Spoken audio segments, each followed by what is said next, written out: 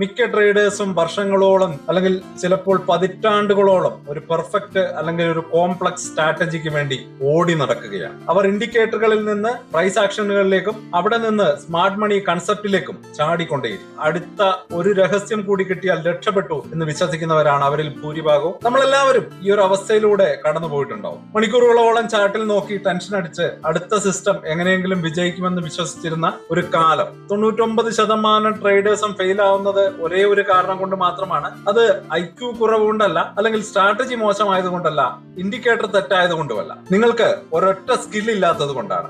ആ ഒരു സ്കിൽ ഇല്ലെങ്കിൽ നിങ്ങൾ എത്ര നല്ല സിസ്റ്റം ഉപയോഗിച്ചാലും അക്കൗണ്ട് സീറോ ആകും. ഞാനിന്ന് പറയുന്നത് ഗ്ലാമറസ് ആയിട്ടുള്ള ഒരു സീക്രട്ട് സ്ട്രാറ്റജിയെ കുറിച്ചല്ല, ക്ഷമയെ പറ്റിയാണ്. പക്ഷെ ഇത് തന്നെയാണ് this is the rarest virtue in trading. നല്ല ക്ഷമയുള്ള ഒരാൾക്ക് എങ്ങനെയാണ് നഷ്ടം വരുത്തുന്ന ട്രേഡിൽ നിന്നും ലാഭമുണ്ടാക്കുന്ന ട്രേഡുകളെ വേർതിരിച്ചറിയാൻ കഴിയുന്നത്? ഈ വീഡിയോ കഴിയുമ്പോഴേക്കും നിങ്ങൾക്കും ആ ക്ഷമ എങ്ങനെ വളർത്തിയെടുക്കാമെന്ന് മനസ്സിലാകും.